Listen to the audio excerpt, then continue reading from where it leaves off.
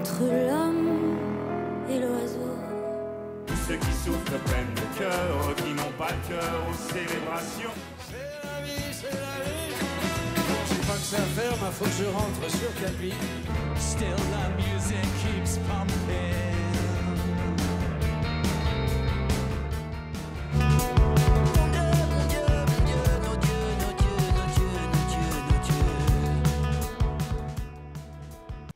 Bienvenue à tous dans l'émission 100% musique de À l'affiche. Mon invité connaît aussi bien Bristol que Saintes. Il sillonne depuis une bonne dizaine d'années la planète des festivals avec son groupe d'indie pop Planante, François and the Atlas Mountain, dont le dernier album Banane Bleue est sorti l'an dernier. Puisque ce n'était pas assez ou pas suffisant, on va en parler, François-Marie vient de fonder un nouveau groupe, Parc. Bonjour François et bienvenue. Alors, bonjour. Qui compose ce nouveau groupe ? C'est François, c'est-à-dire moi, avec Lysistrata, 3 énergumènes de Saintes qui jouent très fort. Alors pour ceux qui ne connaissent pas Lysistrata, ils ont pour habitude de monter le son, écouter, regarder.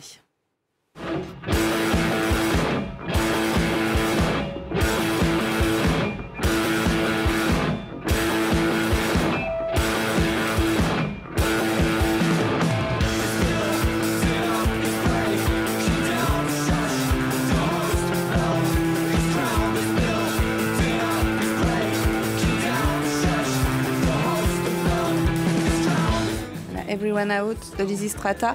Ces jeunes gens, donc ces énergumènes dont vous parlez, Théo Guénaud à la guitare, Ben Amos Cooper à la batterie, Max Roy à la basse. Ils sont sympas dans la vraie vie. Vous êtes rencontrés comment ? Ouais, ils sont adorables. Et ils sont hyper ouverts aussi.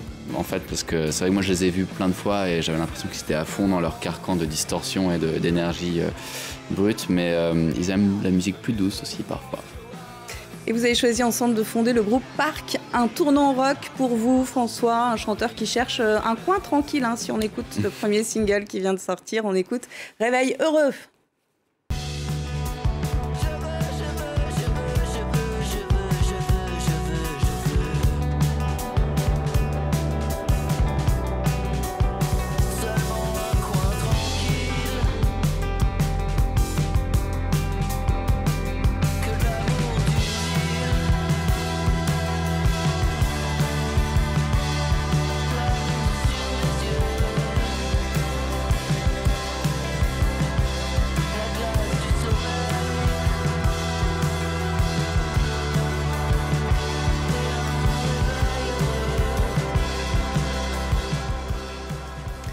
Réveil heureux, un morceau qui pourrait durer bien plus longtemps. L'album est annoncé pour le 25 mars. Quelle est sa tonalité ? Alors, il y a de la musique comme vous venez d'entendre, et il y a des morceaux un peu plus planants, un peu plus lents. Ouais, c'est tonalité à guitare, quoi, musique à guitare. Qu'est-ce qu'il représente, ce clip ? Il représente du bruit et un peu de coolitude, j'ai envie de dire. Et la moto ? Ouais, la moto, c'est le bruit, c'est un peu, pour moi, l'évocation des distorsions, quoi. Et c'est ça, c'est ce que vous permet Lysistrata, c'est d'avoir un petit tournant rock ouais, un petit tournant rock, un peu plus de volume, et puis une énergie plus brute, et ouais, des rythmes un peu plus... je suis un peu plus au galop, quoi, en fait, avec François and the Atlas Mountain. Je suis un peu en balade à cheval, au pas, tranquille, à regarder le paysage. Là, ça galope. Avant de poursuivre avec vous, cher François, on invite toujours aussi dans cette émission quelques news musicales. À commencer par Midnight Oil, le mythique groupe de rock australien mené par Peter Garrett fait son retour avec Resist. Midnight Oil fait une nouvelle fois exploser sa rage face aux défis climatiques pour lesquels ils se mobilisent depuis le début de leur carrière, il y a maintenant plus de 40 ans. Écoutez Rising Seas. So open up the floodgates to the rising sea.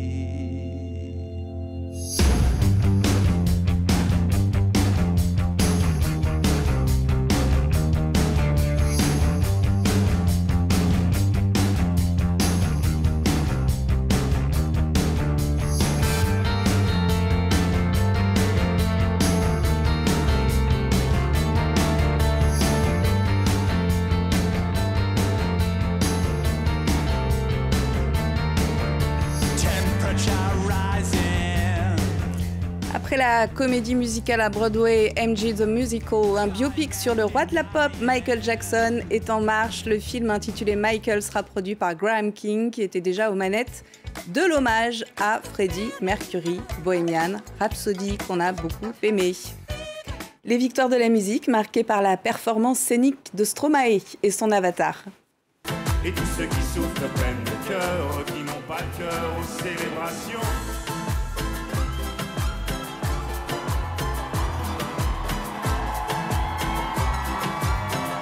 Qui n'ont pas le cœur aux célébrations.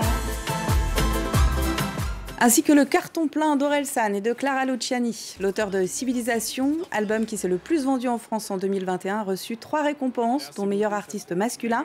Clara Luciani a raflé 2 victoires pour Cœur, son dernier album. On l'écoute, émue sur son ressenti, au micro de Myriam Benjilali.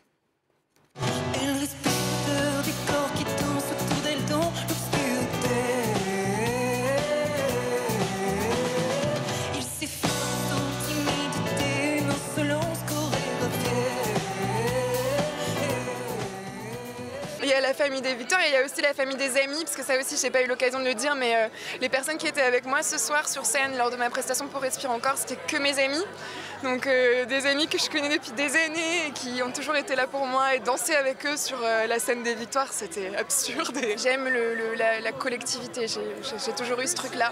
C'est pour ça peut-être que j'ai été si malheureuse pendant ces années de Covid, quoi, et que je suis si émue de retrouver le contact avec les gens. Je vis un rêve éveillé. Alors, François-Marie, laquelle de ces 3 infos vous retenez ? Avec Midnight ouais, Oil. Bien sûr. Ouais, Midnight Oil. Et là, j'ai pas l'audio, donc j'entends pas, mais ils me donnent un peu les frissons. Là, ils ont l'air à fond et j'aime beaucoup l'implication qu'ils ont l'air d'avoir, ce qu'ils chantent. Ouais. Et ouais, ça me touche bien, ça. L'urgence climatique, c'est une thématique qui vous touche ? Bah, ça touche tout le monde, en fait. On est tous concernés, donc ouais. Mais ouais, c'est chouette de pouvoir amener ça en musique. Et puis, effectivement, c'est des thèmes qui mettent en colère, donc forcément une musique qui met en colère se prête bien pour parler de ça. On vient de traverser 2 années compliquées pour les artistes, pour les musiciens. Pourquoi avoir enregistré le dernier album Banane Bleue de François and the Atlas Mountain entre Berlin et Athènes ? C'est vrai qu'à posteriori, ça semble une aubaine en fait, d'avoir pu aller à Berlin, Athènes et Paris pour enregistrer Banane Bleue. Et ça fait comme un peu une carte postale d'un monde qu'on ne connaît plus. À l'époque, je voulais évoquer le plaisir de pouvoir circuler librement en Europe, justement, quand on est un musicien. La vie que j'avais me permettait de faire ça. Et plutôt que d'évoquer des problèmes, j'avais envie de créer une impression de Dolce Vita et d'inspirer peut-être les gens qui écoutaient aussi à savourer les doux parfums de l'Europe. Et on vit dans un monde différent maintenant. Et c'est vrai que ça résonne un peu comme une carte postale, un peu surannée. Ouais, et puis depuis, il y a eu le Brexit aussi. Ouais. C'est quelque chose qui vous touche aussi, vous qui avez vécu justement à Bristol ? Ouais, le Brexit, ça m'a mis un gros coup dur. J'ai habité déjà en France, mais j'ai énormément d'attaches là-bas et la sensation que ce que j'avais vécu ne pourrait plus se reproduire avec la même fluidité, ça m'a fortement attristé. Ouais. Et même en tant que musicien, non ? C'est plus compliqué. En tant que musicien, c'est plus compliqué de faire des allers-retours, c'est compliqué d'aller enregistrer là-bas, c'est plus compliqué tout est plus cher, là, ils commencent à parler de visa de travail aussi pour les musiciens, donc c'est assez effarant, c'est très triste. Alors dans ce disque, l'Afrique et l'Atlas marocain qui ont aussi nourri vos précédents albums, on y est sensible sur France 24, semble un peu plus lointain. Oui, il y a une évocation sur le oud du premier morceau que j'ai enregistré à Tunis, mais effectivement le reste est un peu plus binaire et un peu plus Europe du Nord vu que ça a été produit par un Finlandais. Ouais. L'Afrique, vous allez y revenir ou pas ? Bah, peut-être, un peu comme l'Angleterre. Ça fait partie de votre ADN. Ouais, c'est vrai que c'est des voyages que je fais un peu moins limpidement, puis j'essaye aussi de me dire que je peux aussi trouver de l'exotisme à ma porte, chez moi, dans les Landes, plutôt que de devoir parcourir la planète. Mais j'ai beaucoup d'affection pour les rythmes du continent africain, spécialement les rythmes du Maghreb. Ouais. Le Quatuor Parc part en tournée dès le 19 mars à Niort. Vous serez le 25 à Biarritz, Bordeaux le 6 avril, La Rochelle le 8. Merci beaucoup François-Marie. Plaisir. Bon vent, c'est déjà la fin de cette émission que vous pouvez retrouver sur tous nos réseaux sociaux. On se quitte avec la pop fugueuse de François and the Atlas Mountain qui nous donne envie de plonger dans le grand bain des langues étrangères. On écoute The Foreigner. Kalispera, quien te quiere? Quand viens-tu en voyage avec moi? Hoy je ne resterai pas.